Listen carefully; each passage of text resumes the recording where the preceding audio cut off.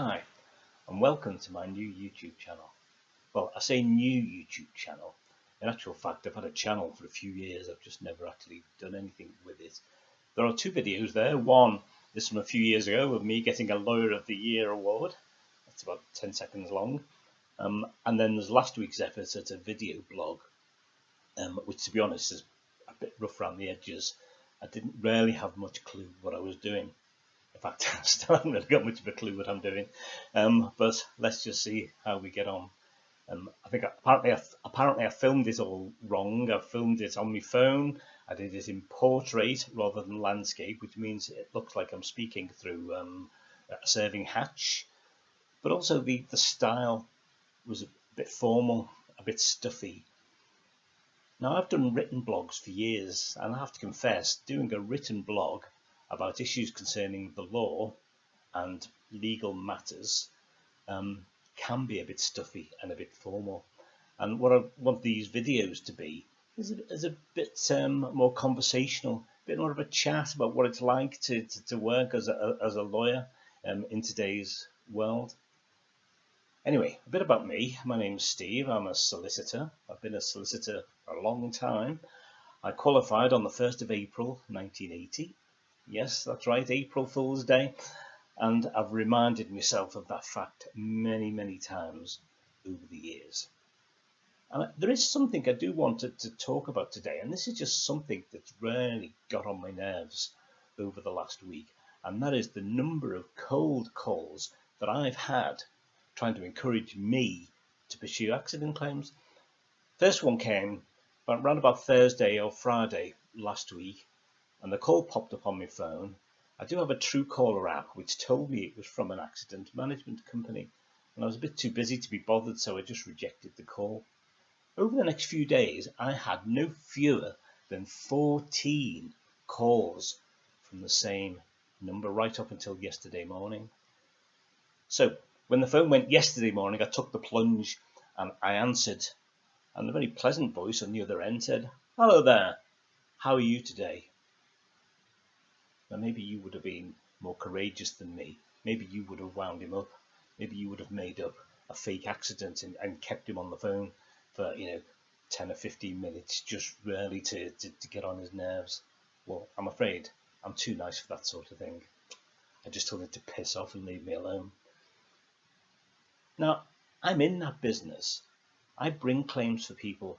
I know the way things are done inside out, and it got on my nerves.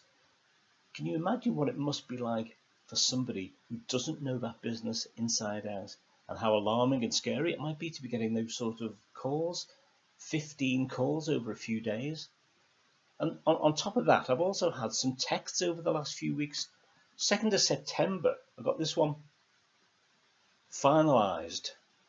You have £2,662.85 in your name for the accident you had for us to put in your bank now. Just fill out, and it tells me to go to a link. And then 2 days later, I get another text. Your recent accident has been signed off and funds allocated. Fill out, here's the link, for us to put £2,766.88 in your bank now. I'm rich beyond my wildest dreams. Apart from one particular problem, I haven't had an accident. The only accident I can remember having was in 1982 when I fell off my bike. So I don't know where these accidents have come from. I don't know where those specific sums of money have come from. They are fake. Now, I've done this sort of work for years. I've brought claims for victims of accidents, for victims of medical negligence, for people who suffered from health-related issues at work. And that sort of work does get a bad press. Even recently, a local business leader wrote that no win, no fee is the bane of modern society. That slightly overlooks the fact that there's no other way for ordinary people to get justice in those circumstances, but that's a rant for another day. But what this particular problem is Is there a compensation culture, and if so, where does the problem lie? Lawyers who pursue cases for victims are doing the best job they can to secure justice for those victims. The compensation culture itself is actually a bit of a myth. On the one hand, from a negative point of view, it's pushed by certain areas of the media who are hostile, but it does seem that the other side, it's being pushed by these companies, like the ones that have been pestering me for the last few weeks, effectively trying to push me, to drive me into putting in a claim when I have no intention of bringing a claim and I haven't even had an accident.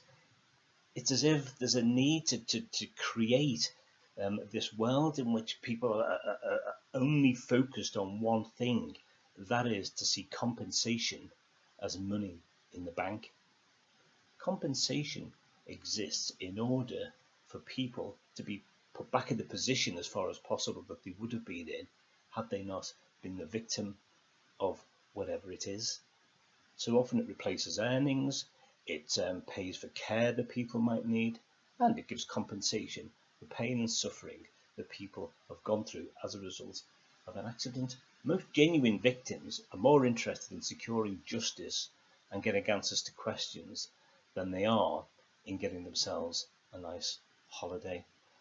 And I would suggest, if we want to do anything about this so-called compensation culture, even insofar as it exists, I would suggest lawyers, insurance companies, the media and politicians should be focusing all of our efforts in getting these sort of companies and their texts and their phone calls eliminated from our system altogether. Thanks.